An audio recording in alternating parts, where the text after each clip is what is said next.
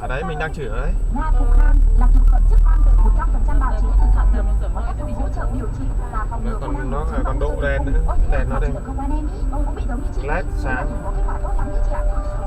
Em này đúng là tuổi trẻ có khác cái gì em biết. Được rồi, chị phải mua ngay Nga Phúc Khang. Đêm Điên à? không có gì. Nó bị sao đấy? Nga Phúc Khang đi, khỏi lo nghĩ nhiều.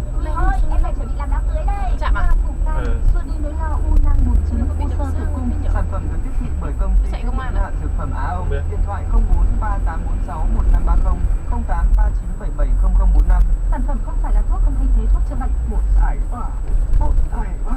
Hỏi đi qua xe máy này. Được rồi ạ. À, dạo này da rẻ hồng hào khỏe mạnh hơn rồi đấy. Cảm ơn ông hỏi thăm. Tôi thì thật rồi, nhưng may kiểm tra chạy kiểu gì đấy? lại gặp được sản phẩm phù hợp nên sức khỏe khá nhiều rồi. Mày chạy kiểu gì đấy? Ông dùng sản phẩm gì thế? Mẹ mà mày không đâu.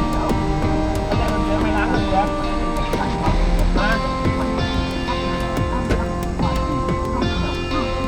Mày tao đi đúng làn nhá. Mà mày lán lên thằng